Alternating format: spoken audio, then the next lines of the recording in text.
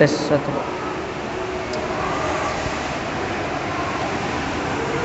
Assalamualaikum warahmatullahi wabarakatuh.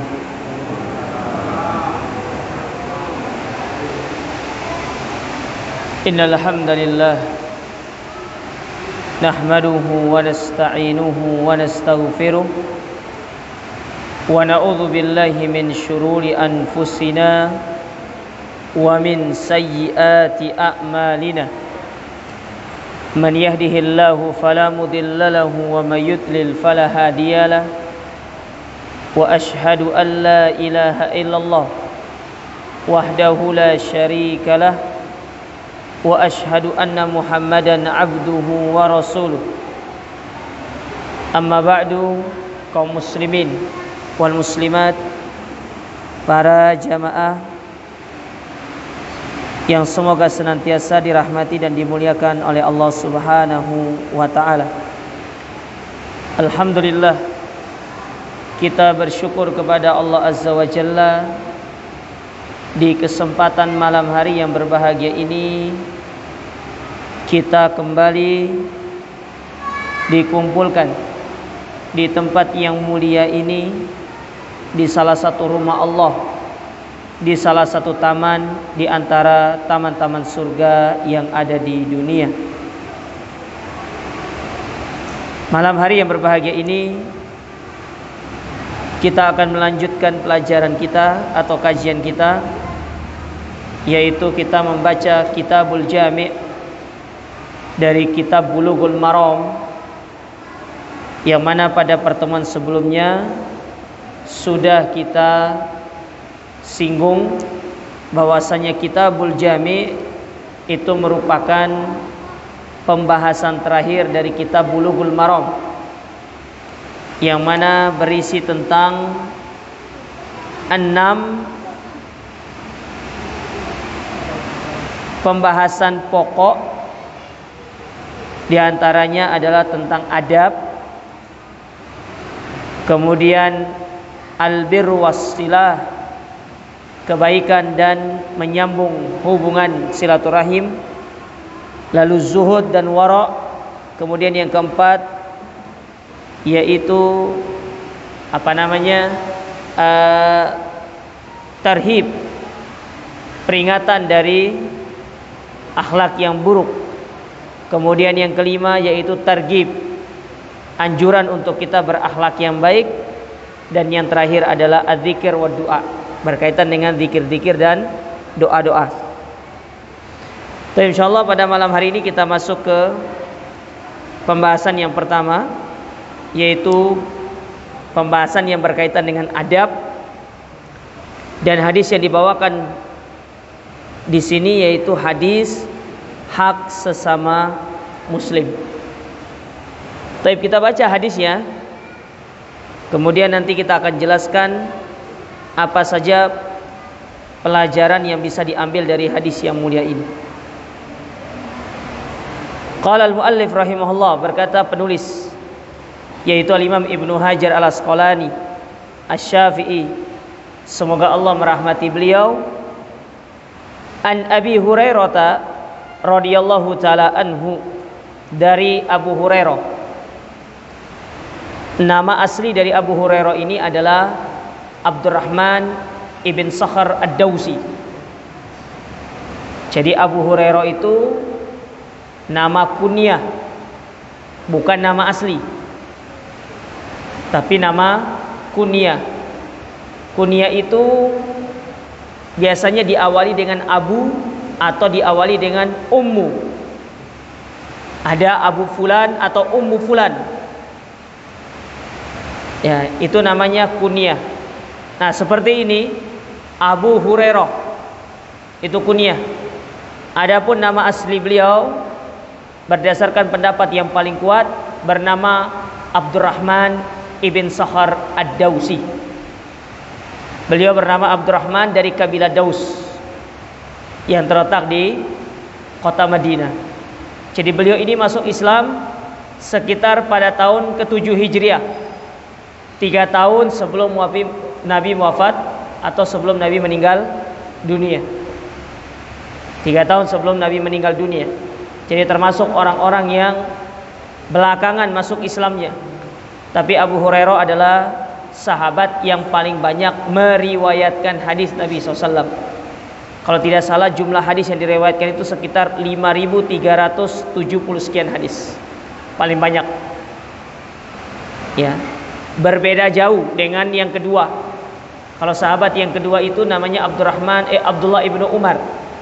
Kalau Abdullah ibnu Umar hanya sekitar 2.000 sekian hadis.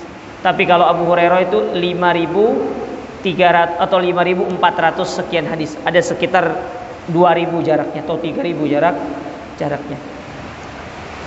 Taib. Dari Abu Hurairah radhiyallahu taala anhu bahwasanya Rasul sallallahu alaihi wasallam pernah bersabda, "Hakul muslim 'alal muslim sittun." Hak seorang muslim atas muslim yang lainnya itu ada 6. Jadi hak muslim atas kita sesama muslim atau hak kita atas muslim saudara kita yang lainnya itu ada 6.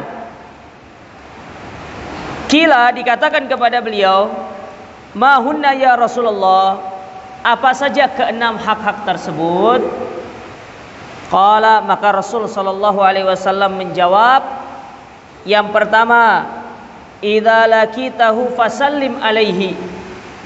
Kalau kalian bertemu dengan saudara kalian sesama muslim, maka ucapkanlah salam kepadanya. Kalau bertemu ucapkan salam. Jadi bukan ketemu itu ngucapnya halo bro, WhatsApp bro misalkan. Nah, itu tuh yang belakang itu yang masih muda-muda itu. Nah, ketemu sama temannya, ya apa bro? Ya, kata nangdi kita orang ini. Ah. Bukan itu. Kalau seorang muslim ketemu itu ngucapnya salam. Ya. Ngucapin salam. Yang kedua, wa idza da'aka fa'ajibhu. Kalau diundang maka penuhilah undangannya. Kalau kita diundang, penuhi undangannya. Ya. Yang ketiga, wa idza stansahaka fansahlahu. Kalau ada saudara kita meminta nasihat, maka berilah nasihat. Jadi kalau bahasa kita itu datang ke rumah minta wejangan, minta masukan, berikan masukan sesuai dengan permasalahannya.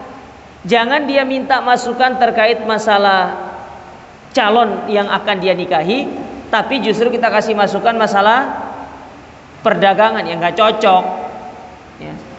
Jadi masukan itu sesuai dengan permasalahan yang dia keluhkan atau dia minta saran. Yang keempat, wa idza atasa fahamidallah fasyamhitu. Kalau dia bersin lalu dia mengucapkan alhamdulillah, wajib bagi kita untuk menjawabnya dengan yarhamkallah atau yarhamkillah. Kalau yarhamkallah itu laki-laki. Kalau yang bersinnya perempuan, dia mengucapkan alhamdulillah, kita jawabnya adalah yarhamkillah.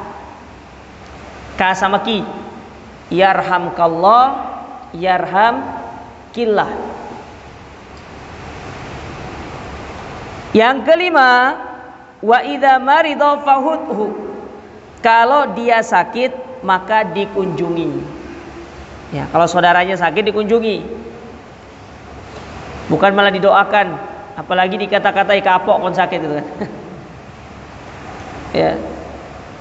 Ini ada saudaranya sakit bukan malah dikunjungi. Ya. Iya dikunjungi Ustaz, tapi sampai sana Ustaz kandani. Dengar po gitu kan. Aduh, bukan itu tujuannya dikunjungi itu. Ya, diberikan motivasi. Nanti akan dijelaskan.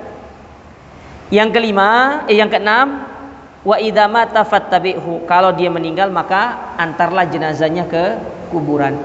Ah, ini 6 hak sesama muslim atas muslim yang lainnya kepada kita ataupun kita kepada orang lain.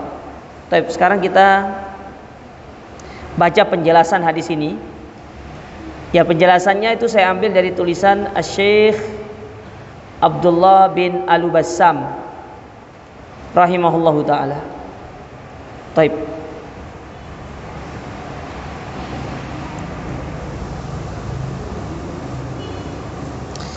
Kata beliau, ad-dinul islami dinul mahabbah wal mawaddah wal ikha. Agama Islam itu adalah agama yang penuh dengan cinta, penuh dengan kasih sayang, dan sangat memperhatikan yang namanya persaudaraan. Sebagaimana Allah menyebutkan apa? Innamal mu'minuna ikhwa. Bahwasanya sesama mukmin itu bersaudara. Kita kan kenal namanya saudara, ada namanya saudara kandung, saudara satu rahim maksudnya ya. Ada namanya saudara sebapak, ada namanya saudara seibu. Tapi dari sekian ini ada persaudaraan yang lebih utama, yaitu persaudaraan sesama muslim. Persaudaraan di atas akidah yang lurus. Itu persaudaraan yang sangat tinggi. Makanya Allah Subhanahu wa taala ketika menceritakan satu nikmat yang Allah berikan kepada sahabatnya Nabi SAW, apa kata Allah Subhanahu wa taala? Id kuntum a'daan fa'allafa baina qulubikum fa asbahtum bi ni'matihi ikhwana. Ingatlah kalian, tatkala dahulu kalian waktu sebelum Islam itu datang, kalian itu berkabilah-kabilah, berkelompok-kelompok, saling perang satu dengan yang lainnya. Kabilah ini bermusuhan dengan kabilah ini, kabilah ini bermusuhan dengan kabilah ini, perang lantaran perkara sepele. Perkara sepele, mereka perang. Tapi ketika Islam datang, dibawa oleh Nabi SAW, diturunkan Al-Quran kepada mereka, Allah jadikan hati mereka menjadi hati yang satu, dan Allah menjadikan mereka saling bersaudara. Kaum muhajirin dengan kaum ansor, mereka bersaudara. Nah, kita harus kembali ke sini.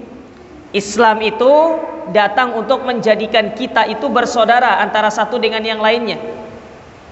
Kita mungkin tidak satu bapak, tidak satu ibu, tapi kita diikat dengan persaudaraan, yaitu berupa tali agama Allah yang disebut dengan Islam. Jadi kita dimanapun kita saudara. Orang Indonesia, orang Malaysia, orang Singapura, orang apa, orang sana, orang Eropa, Amerika sana. Tapi kita semuanya bersaudara. Ketika kita bertemu, kita saudara mereka, saudara sesama muslim. Ya. Yahutsu 'alaiha wa yarghabu fiha. Yang mana Islam sangat menganjurkan kita untuk memiliki sifat ini. Fa innahu syara'al asbab allati tahaqqaqa hadhil ghaya asy-syarifah. Oleh karena itu, kata penulis, oleh karena itu, supaya terrealisasi, terwujudnya sesama muslim yang saling bersaudara, mereka yang saling berkasih sayang satu dengan yang lainnya, maka Islam menjadikan sebab-sebab supaya manusia ini saling mencintai, berkasih sayang, dan bersaudara. Ada sebab-sebabnya. Ya. Mana diantara sebabnya? Yaitu tentang hak yang 6 ini. Ketika kita memperhatikan hak yang 6 ini, maka kita akan menjadi seorang yang bersaudara satu dengan yang lainnya. Baik.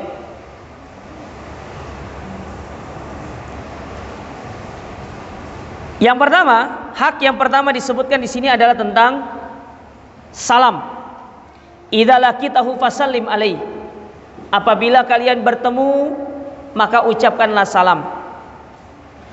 Allah Subhanahu wa taala berfirman berkaitan dengan salam ini, di antaranya dalam surat An-Nur pada ayat yang ke-27. Kata Allah Subhanahu wa taala, "Ya ayyuhalladzina amanu." Wahai orang-orang yang beriman, la tadkhulu buyutan ghaira buyutikum. Janganlah kalian masuk ke satu rumah yang itu bukan rumah kalian. Hatta tasta'nisu, sampai kalian itu meminta izin terlebih dahulu kepada pemilik rumah, wa tusallim ala ahliha, dan kalian mengucapkan salam. Jadi kalau mau bertamu ke rumah orang, kita hendaklah minta izin terlebih dahulu dan meminta dan mengucapkan apa? Salam. Jangan langsung nyelonong masuk. Kalau belum dikasih izin, dosa masuk. Ya, Ustadz, iki konco dewe Ustadz, wis biasa. Iya benar, wis biasa. Tapi Islam itu menganjurkan kita memiliki adab, etika, akhlak. Ya, jangan nyelonong. Izin dulu. Makanya dalam Islam itu izin itu sebanyak 3 kali. Izin dan mengucapkan salam itu sebanyak 3 kali. Ketika sudah sampai salam yang ketiga, tidak ada yang menjawab, maka kita diperintahkan untuk meninggalkan rumah tersebut. Karena bisa jadi satu, memang tidak ada rumah. Memang tidak ada rumah. Tidak ada orang di rumahnya. Itu yang pertama. Memang tidak ada orang. Atau yang kedua, memang pemilik rumah tidak mau menerima kita. Ya, kalau enggak dijawab salamnya, berarti memang pemilik rumah itu tidak mau menerima kita sebagai tamunya di saat itu. Maka silakan kita mulai, ya, mulai nang omah. Jangan nanti assalamualaikum, assalamualaikum, sudah 2 kali, assalamualaikum 3 kali, depan nggak ada, lewat belakang, assalamualaikum katanya. Maksimal 3 kali. Itu adab yang dianjurkan kepada kita. Tidak boleh lebih. Ya. Kalau tidak ada orang yang menjawabnya sudah sampai 3 kali, berarti memang tidak ada orang di rumah, atau bisa jadi pemilik rumah tidak mau bertemu dengan kita. Maka kita pulang saja. Datang besoknya. Atau mungkin nanti kalau pergi pagi, datang nanti sorenya. Ya. Jadi jangan masuk ke rumah orang kalau belum minta izin dan mengucapkan salam. Wa qala ta'ala, dan Allah juga berfirman dalam ayat yang lain, dalam ayat yang lain masih di surat yang sama, di ayat yang ke-61 surat An-Nur. Kata Allah Subhanahu wa taala, fa idza dakhaltum buyutan fasallimu ala anfusikum tahiyatan min indillah mubarakatan thayyibatan. Apabila kalian masuk ke dalam rumah-rumah kalian, kalau tadi rumah orang, sekarang rumah kita nih. Kalau tadi tidak boleh masuk ke rumah orang kalau belum minta izin dan mengucapkan salam. Kalau sekarang ke rumah kita, apabila salah seorang di antara kalian masuk ke rumah, maka hendaklah kalian salam. Ada tidak ada orang, maka ucapkanlah salam. Ada tidak ada orang, ucapkan salam. Kenapa demikian? Karena ketika kita hendak masuk ke dalam rumah, maka para syaitan dan jin-jin itu sedang menunggu di depan pintu. Sedang nunggu mereka. Apa kata mereka kepada yang lainnya? Kata mereka, kalau dia tidak salam, berarti kita punya hotel tempat nginap malam ini di sini. Tapi kalau dia mengucapkan salam, maka setan itu akan berkata kepada teman-temannya, malam ini kita tidak memiliki tempat untuk nginap di sini, karena pemilik rumah ketika masuk sudah mengucapkan salam. Nah, ini perlu dipraktekkan. Adik-adik, kalau masuk rumah ngucapin salam nggak? Ya, harus salam. Ada tidak ada orang di rumah, harus tetap mengucapkan salam, supaya setan nggak masuk ke rumahnya. Ya, makanya kenapa setan banyak masuk rumah? Salah satu sebabnya karena kita itu jarang mempraktekkan salam ketika masuk ke dalam rumah. Apalagi pas waktu kebelet. Jangankan salam, sandalnya saja nggak tahu tempatnya kemana kaburnya itu.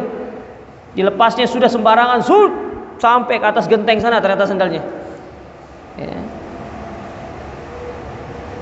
Nah, ini kata Allah Subhanahu wa taala. Ya, ucapkanlah salam. Dalam Sahih Muslim dari Abu Hurairah radhiyallahu taala anhu, beliau berkata bahwasanya Rasulullah sallallahu alaihi wasallam pernah bersabda. Ini pembahasan masih berkaitan dengan salam ya. Ini pembahasannya lumayan panjang terkait bab ini, mungkin bisa 2 sampai 3 kali pertemuan. Tidak apa-apa. Yang penting kita itu mendapatkan ilmu yang banyak, ya. Kata Nabi SAW dalam Sahih Muslim, beliau mengatakan dari Abu Hurairah radhiyallahu taala anhu, la tadkhulul jannata hatta tu'minu. Seorang tidak akan masuk surga sampai dia beriman. Jadi syarat masuk surga itu beriman. Dan syarat seorang itu dikatakan beriman, yaitu dengan dia, kalau dia non muslim, dia harus mengucapkan kalimat syahadat. Tapi kalau dia seorang muslim, maka syarat dia dikatakan beriman, dia harus mengamalkan kalimat syahadatnya, la ilaha illallah wa anna muhammadan rasulullah. Tidak cukup hanya sekedar mengucapkan. Kalau sekedar mengucapkan kalimat itu semua orang bisa, tapi yang dituntut dari kalimat itu adalah diamalkan, dipraktekkan. Dan contoh praktek dari la ilaha illallah itu terjadi kemarin, yaitu ketika tanggal 25 kemarin. Apa di antara bentuk praktek kita terhadap kalimat la ilaha illallah? Kita meyakini hanya Allah yang berhak untuk disembah, hanya Allah itu esa, satu. Allah tidak beranak, Allah tidak pula diperanakkan. Maka orang yang menunjukkan dia itu meyakini atau dia menunjukkan dukungannya terhadap hari raya yang terjadi pada tanggal 25 kemarin, berarti kita itu meyakini Allah itu tidak esa, meyakini pula Allah itu berarti memiliki anak, dan itu bertentangan dengan akidah kita. Tidaklah kalian masuk surga sampai kalian beriman. Wala tu'minu hatta tahabbu, dan tidaklah kalian dikatakan beriman sampai kalian saling mencintai. Lalu apa kata Nabi SAW? Awala adullukum ala syai'in idza fa'altumuhu tahabbtum. Maukah aku perlihatkan kepada kalian satu amalan yang apabila kalian mengamalkan amalan ini, kalian pasti akan saling mencintai satu dengan yang lainnya. Maka Nabi SAW mengatakan apa? Afshus salama bainakum, ucapkanlah salam di antara kalian. Apalagi kalau kita sudah tahu dia seorang muslim, ketika kita ketemu ucapkan aja salam, assalamualaikum, gimana kabar pak? Tidak ada ruginya kita mengucapkan salam. Ustadz, katro Ustadz mengucapkan salam itu, tidak apa-apa dibilang katro. Yang penting itu ciri khas seorang muslim, bertemu dengan saudaranya mengucapkan salam, ya. Assalamualaikum, gimana kabar ini? Gimana pekerjaannya? Ya. Ini kita enggan untuk mengucapkan salam, padahal itu merupakan ciri khas dari agama kita, ya. Merupakan identitas dari seorang muslim. Ketika bertemu mereka saling mengucapkan salam. Fa ya subhanallah jamaah. Ini perkara yang sudah mulai pudar di tengah-tengah kaum muslimin, sudah mulai hilang di tengah-tengah kaum muslimin. Ya, sudah mulai hilang. Makanya harus benar-benar kita hidupkan kembali, supaya generasi-generasi yang datang baru-baru ini, mereka itu tidak jauh dari identitas mereka sebagai seorang muslim. Kita lihat banyak anak-anak muda, adik-adik kita sekarang ini yang kecil-kecil sudah mulai melupakan bagaimana identitas dari seorang muslim itu, mulai pudar. Pertama karena memang kejahilannya, yang kedua karena memang nilai-nilai itu sudah mulai tidak dipraktekkan oleh manusia, dan yang ketiga bisa jadi karena mereka malu untuk mempraktekkan apa yang menjadi ciri khas dari Islam itu. Padahal kalau kita lihat, mungkin kita pernah naik kereta atau naik pesawat, ya. Itu biarawati, suster-suster itu, mereka kalau naik pesawat salibnya sak gede-gede gini di sini tuh. Bangga-bangga aja mereka, nggak pernah malu. Ya, sak gede gini di sininya salib itu. Bangga mereka. Kita kenapa enggak bangga? Ya. Kita kok enggak bangga dengan agama kita ini? Padahal mereka itu salah loh. Justru kita ini agama Islam, agama yang diridhoi oleh Allah, agama yang sempurna. Kenapa kita harus malu dan tidak bangga? Nah, ini yang perlu untuk kita evaluasi diri kita ini. Kita koreksi diri kita. Apa yang salah dari diri kita ini? Kenapa kita malu? Ya, padahal Islam ini diperjuangkan oleh Nabi SAW sampai gigi Nabi itu rontok. Kita tinggal menikmati aja Islam ini sebenarnya sekarang ini, tanpa melewati perjuangan yang dilakukan oleh Nabi SAW. Ya, jangan malu. Ya, tunjukkan identitas dari seorang Muslim. Mana contohnya juga identitas dari seorang Muslim yang sudah mulai pudar sekarang ini. Ya, banyak diantara kita yang kalau makan itu karena gaya pakai tangan kiri. Paling pas makan pakai tangan, minumnya pakai tangan kiri. Ya. Tidak apa-apa gelas itu kotor, apalagi kalau kita makan di luar restoran.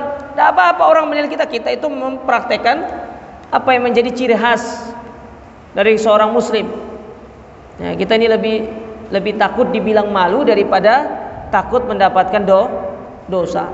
Nah, ini yang perlu untuk kita harus dievaluasi, dikoreksi kembali. Ada apa dengan kita? Apa yang salah dengan diri kita ini? Nah, itu kata Nabi SAW, tidaklah kalian saling mencintai kecuali kalau sekalian itu ya saling mengucapkan salam satu dengan yang lainnya.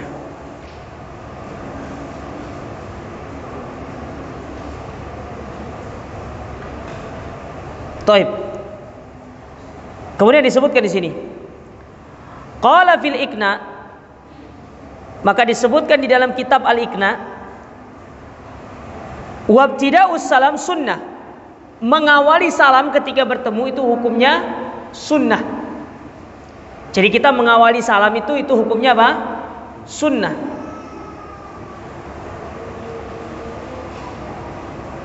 Wa minal jama'ati sunnatun kifayah, dan mengawali salam dari sekelompok orang, misalnya satu kelompok itu ketemu dengan orang, ya, atau ada sekelompok orang sedang jalan atau apa, ketemu sama orang lain, ya, maka dia hukumnya sunnah kifayah, ya, sunnah kifayah. Jadi kalau ada sudah satu orang yang mengucapkan salam dari orang tersebut, tidak perlu yang lainnya. Ya, ingat, memulai salam itu hukumnya sunnah. Kita baca di sini lagi. Walau sallama ala insanin thumma laqiyahu an qurbin sunnah an yusallima alaihi thaniyan wa thalithan akthar wa la yatruku salam idza kana ala dhannihi annal muslim la yaruddu alaihi. Adapun menjawab salam itu hukumnya wajib. Saya ulangi. Mengawali salam itu hukumnya sunnah. Tapi menjawab salam itu hukumnya wajib. Sekarang permasalahannya begini. Kalau kita salam kepada satu individu, hanya satu orang, maka orang ini wajib untuk menjawab salam tersebut. Tapi kalau kita mengucapkan salam kepada sekelompok orang, ya, maka sekelompok orang ini mereka itu hanya cukup dijawab oleh satu atau segelintir orang saja, sedangkan yang lainnya tidak usah perlu menjawab. Ya. Tapi kalau sekelompok orang ini ketika diucapkan salam kepada mereka tidak ada yang menjawabnya satupun, maka semuanya berdosa. Bisa dipahami ya? Semuanya berdosa. Tapi kalau ada yang sudah menjawab satu, maka yang lainnya pun tidak wajib menjawab. Gugur. Ya. Gugur kewajibannya.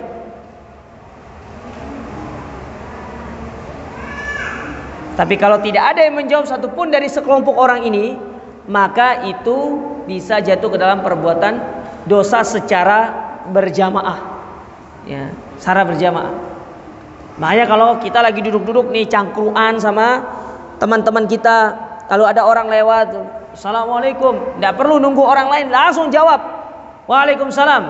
Yang pertama supaya kita tidak terkena dosa jamaah, yang kedua supaya juga kita mendapatkan pahala. Ya, itu penting. Ya, kita ini harus berlomba-lomba mendapatkan pahala.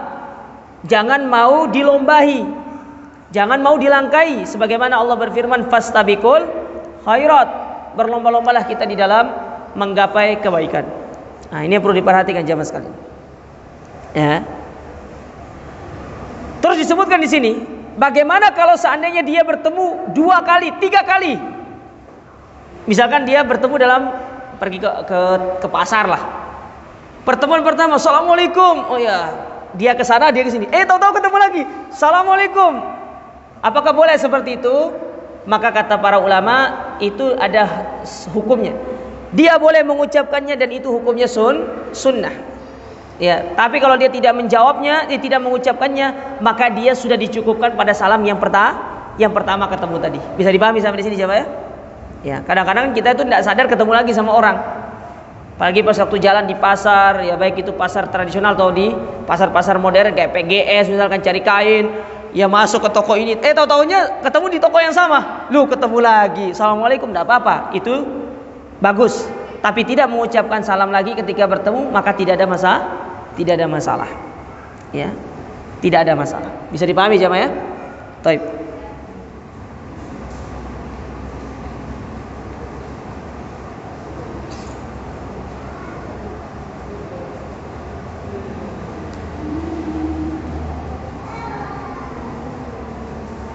Kemudian disebutkan di sini, wa yukrahu an yusallima ala imra'atin ajnabiyatin illa an takuna ajuzan au barzatan. Dilarang, dimakruhkan maksudnya di sini. Dimakruhkan, tapi ingat kata-kata makruh ini ya di sebagian besar para ulama, terutama ulama dari kalangan Syafi'iyah, kata-kata makruh ini lebih dekat ke arah diharamkan. Artinya dilarang, benar-benar dilarang. Apa yang dilarang? Dilarangnya kita mengucapkan salam kepada wanita ajnabi. Apalagi wanitanya itu masih jomblo. Assalamualaikum mbak ya. Oh ini ada udang di balik bakwan ini ya. Kok tumben-tumbennya salam sama wanita yang masih jomblowati ini? Ada apa maksudnya? Apalagi ditambah dengan kedipan mata. Assalamualaikum, kedipan mata begitu. Oh bahaya ini. Ya tidak boleh. Ya. Kecuali kalau dia itu wanita yang sudah tua. Ya kalau sudah tua 80 tahun misalkan, ya nggak apa-apa. Monggo Bu, assalamualaikum. Tapi kalau wanitanya yang masih muda gitu kan, wah ini bahaya ini. Ya. Nggak boleh, ya, dilarang di sini. Kenapa? Karena itu dapat menimbulkan fitnah, di tengah-tengah masyarakat. Ya, apalagi kalau pilih-pilih salamnya. Ada yang satu ini disalamin, tiba-tiba setelahnya nggak disalamin. Besok gitu lagi, yang ini disalamin, ini nggak disalamin. Oh bahaya ini. Bisa-bisa ada maksud terselubung. Ya, dan ini sangat berbahaya.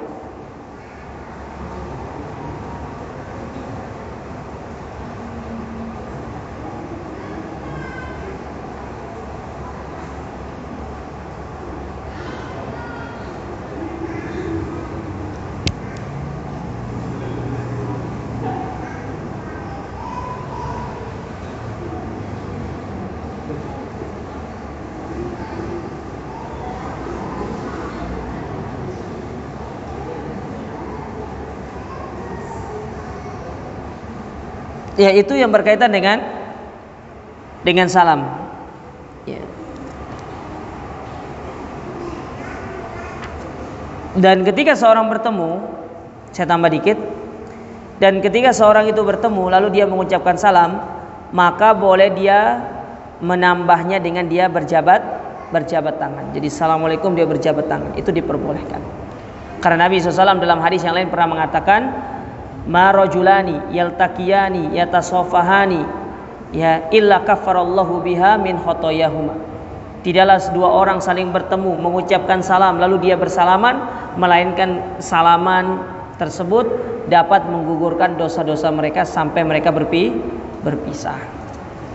Ya, maka bersalamanlah ketika bertemu. Dan boleh juga kata beliau, kata penulis di sini, ditambah dengan cipika-cipiki, cium pipi kanan, cium pipi kiri. Tapi ini khusus bagi sesama laki-laki atau sesama perempuan. Nanti jangan ketemu sama ya wanita yang bukan mahramnya. Assalamualaikum, jabat tangan, cipika-cipiki.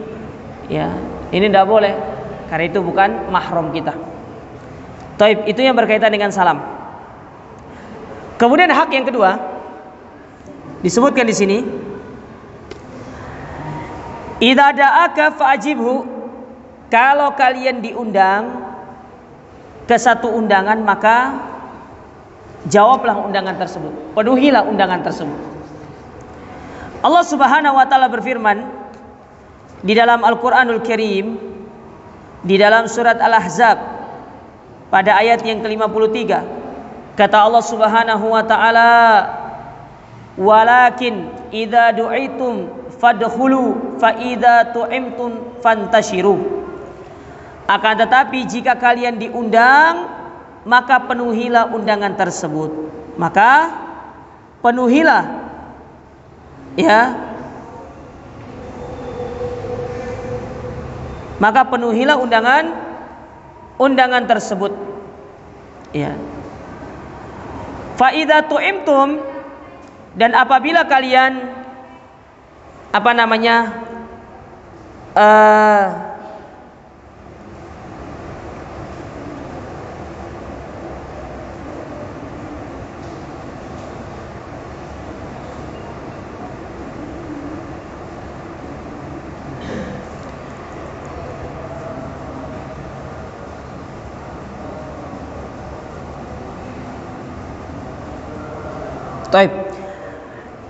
dan apabila kalian diundang maka masuklah, penuhi undangan tersebut.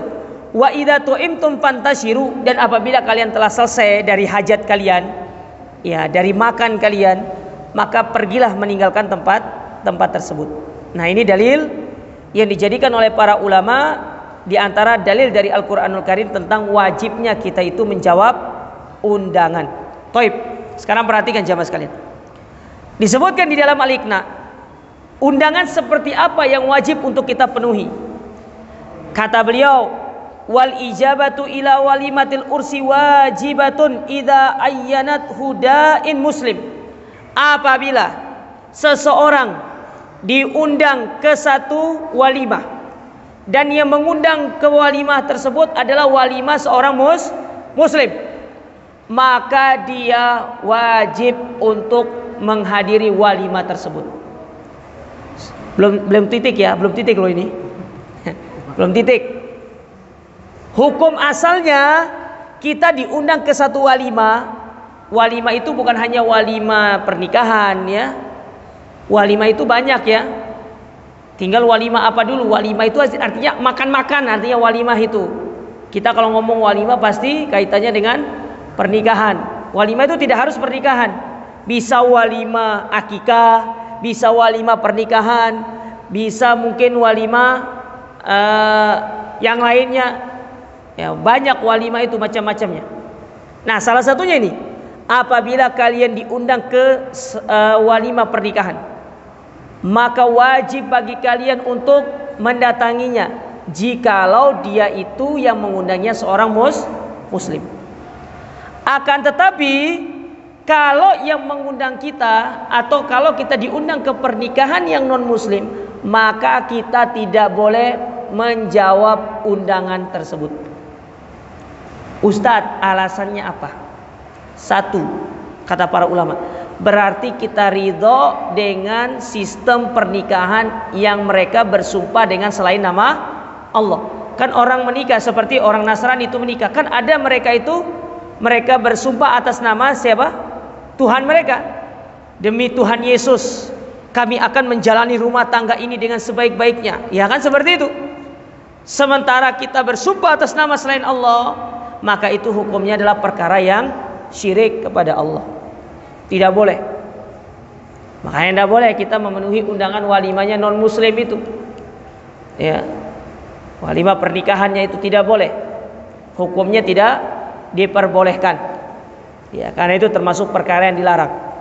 Salah satunya itu tadi. Ya, salah duanya apa? Ya, kalau salah satunya tadi itu terkait apa? Menjadi saksi pernikahan yang mereka bangun di atas sumpah dengan selain Allah.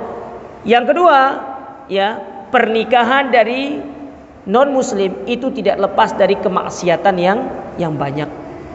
Entah dari makanannya, entah dari di situ ada hal-hal yang diharamkan yang lainnya, mungkin nanti ada campur baur antara laki-laki dengan perempuannya. Nah, ini yang dilarang di dalam syariat kita, dan ini yang perlu untuk benar-benar kita memahaminya.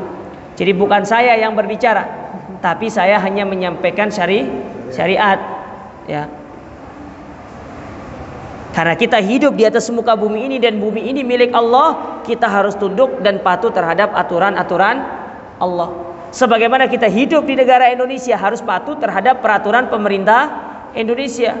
Gimana hidup di Indonesia tapi peraturan yang dipakai peraturan dari negara sebelah misalkan, ya tidak boleh. Di mana langit dipijak, di mana bumi dipijak, di situ langit dijunjung. Ya, kita mengikuti aturan yang ada. Kita hidup di bumi Allah, kita harus mengikuti aturan Allah Subhanahu wa taala. Ya. Jadi hukum asalnya ketika kita diundang oleh seorang muslim ke walimah pernikahannya, wajib untuk menjawab, wajib untuk memenuhi. Tapi itu dapat berubah statusnya menjadi tidak wajib kalau di dalam pernikahan tersebut ada perkara-perkara yang bersifat maksiat. Contoh, ternyata di pernikahan itu dihidangkan ada namanya khamar, yang nggak boleh. Ya, meskipun yang ngundang seorang muslim, tapi ada perkara yang diharamkan di dalamnya, maka tidak diperbolehkan. Ya, tidak diperbolehkan. Ya. Dan wajib bagi kita untuk menasehatinya supaya pernikahannya tersebut atau walimahnya tersebut tidak dibangun di atas kemaksiatan, tapi benar-benar dibangun di atas ketakwaan kepada Allah Subhanahu wa taala. Ya, maka dia boleh untuk tidak menghadirinya. Dan yang tadinya wajib statusnya menjadi tidak wajib. Ya, tidak wajib. Bahkan para ulama memberikan sebuah koridor, kalaupun dia harus ingin memenuhi undangan tersebut karena dia ingin menghargai saudaranya sesama muslim, maka dia boleh melakukannya itu setelah acara selesai. Setelah acara selesai, datang ke rumahnya, berikan ucapan selamat. Tapi menghadiri pas waktu acara, yang dimana di dalam acara tersebut ada perkara-perkara yang dilarang, yang diharamkan, maka ini masuk ke dalam kategori tidak wajib untuk dipenuhi. Pertanyaannya, Ustadz, saya dulu gitu Ustadz, terus gimana dong? Ya sudah, yang dulu yang lalu biarkan berlalu. Sekarang kita menatap masa yang akan datang. Karena mungkin baru kita tahu ilmunya. Tinggal bertobat sama Allah Ta'ala, meminta ampun kepada Allah, dan insya Allah Allah Subhanahu Wa Ta'ala akan mengampuni dosa-dosa kita. Taib. Itu yang berkaitan dengan apa? Menjawab undangan. Dan masuk ke dalamnya ini, menjawab undangan itu seperti undangan makan. Kita diundang makan sama teman kita, ya udah hadir. Ya. Kita diundang misalkan, ayo ke rumah kita ada kambing nih, ya. Pergi hadir. Meskipun dalam kondisi berpuasa, maka tidak masalah untuk membatalkan puasanya. Tapi ingat itu puasa sunnah. Misalkan nih, kita diundang sama teman kita makan pas hari Senin, kita puasa sunnah. Ya, menjawab undangan itu hukumnya wajib. Sementara puasa Senin Kamis itu hukumnya apa? Sunnah. Tidak masalah untuk membatalkan puasanya untuk memenuhi undangan tersebut. Ya, di satu sisi tetap dapat pahala puasa sunnah, di satu sisi dapat pahala kita memenuhi undangan dari saudara kita. Jadi dapat dua. Kecuali kalau puasa itu puasa wajib, puasa qadha misalkan, maka tidak boleh dibatalkan. Yang boleh adalah minta reschedule aja. Ya udah, nggak usah hari ini, makannya besok aja. Masa besok aja katanya. Ya. Ya. Nah, ini yang perlu diperhatikan. Taib, yang ketiga. Kita ambil 3 poin ya, 3 hak ya. Sudah 2. Tadi yang pertama salam, yang kedua tadi barusan menjawab undangan. Yang ketiga, hak yang ketiga, yaitu apabila dia meminta nasihat, berikanlah nasihat. Ya. Berikanlah nasihat. Disebutkan di dalam Sahih Muslim dari hadis Tamim ibn Dari bahwasanya Nabi alaihi salatu wasallam pernah bersabda, ad-dinu an-nasiha. Agama kita itu nasihat. Jadi agama ini hukum asalnya adalah memberikan nasihat. Untuk siapa nasihat itu? Yang pertama untuk Allah. Maksudnya nasihat untuk Allah itu bukan berarti kita, ya Allah aku nasihati engkau, bukan itu maksudnya.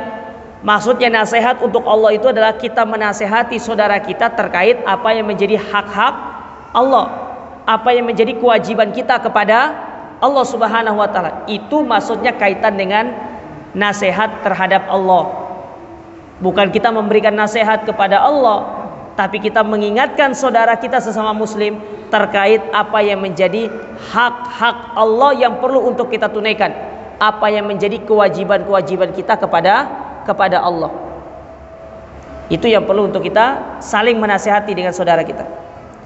Kemudian yang kedua, wali rasulihi, wali kitabihi, terkait kitabnya yaitu Al-Quran, yang mana kita mengingatkan saudara kita terkait Al-Quranul Karim, yang itu merupakan pedoman hidup.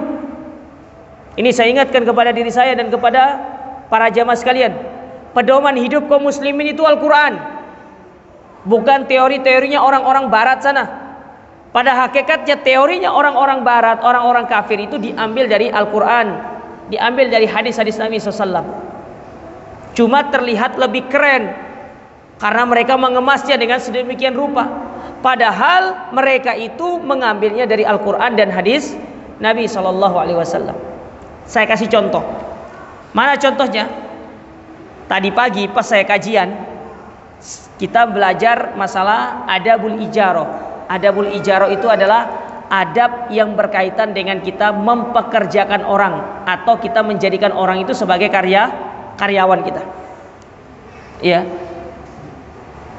Di dalam dunia kerja itu kita sering melihat ada yang namanya spesifikasi orang yang melamarnya seperti apa. Kemudian gaji yang ditawarkan berapa. Lalu pekerjaannya apa saja. Sebenarnya kalau kita melihat hal ini dari sudut pandang Islam, itu semuanya telah dijelaskan dari zaman Nabi SAW. Contoh, ketika kita ingin merekrut orang, kita itu harus memiliki standar orang yang kita mau rekrut itu seperti apa. Islam mengajarkan demikian, supaya tatkala kita mempekerjakan orang, kita bisa memberikan pekerjaan itu sesuai dengan kemampuan orang yang kita ingin rekrut tersebut, karyawan itu. Ya. Lihat bagaimana Islam sangat mengatur sedemikian rupa masalah ini. Tidak sembarangan kita merekrut orang, harus menempatkan orang itu sesuai dengan posisinya. Contoh yang lain dalam dunia kerja itu, dalam perusahaan itu ada waktu yang telah ditetapkan untuk seseorang itu menerima kompensasi atau gaji. Setiap karyawan akan menerima gaji pada setiap tanggal 25 misalkan. Kalau tanggal 25-nya libur, maka dia boleh digeser ke tanggal 26 atau hari-hari kerja yang lainnya, yang mana dia tidak jauh dari tanggal yang telah disepakati tersebut. Islam mengatur demikian. Kata Nabi SAW, janganlah kalian memberikan upah kepada pekerja kalian dalam kondisi keringatnya sudah kering. Apa maksudnya ini? Kasihlah gaji itu tepat waktu, sesuai dengan perjanjian. Ya, sesuai dengan perjanjian. Kalau dalam dunia kerja kita kasih gajinya per bulan pada tanggal sekian. Kalau sudah tanggal sekian, tag tanggal sekian diberikan. Jangan ditunda-tunda. Tapi kalau itu tidak ada kaitannya dengan dunia, misalkan tidak ada kaitannya dengan perusahaan, tapi kita minta tolong dong, ya kerja, misalkan ngecat rumah. Selesai dia ngecat rumah, ya langsung dikasihkan gajinya. Nah, jangan besoknya. Ya. Itu sama halnya dengan kita berbuat zalim sama orang. Ya. Jadi berikan dia haknya sesuai dengan yang telah kita sepakati dan tidak melanggar syariat. Tapi jamaah sekalian, ya insyaallah kita lanjutkan pada pekan depan ya. Masih lumayan panjang pembahasannya. Ya, semoga apa yang disampaikan ini bermanfaat dan semoga Allah Subhanahu wa taala senantiasa memberikan kita ilmu yang bermanfaat. Aku qouli hada, subhanakallahumma rabbana bihamdika asyhadu an la ilaha illa anta astaghfiruka wa atubu ilaik. Wassalamualaikum warahmatullahi wabarakatuh.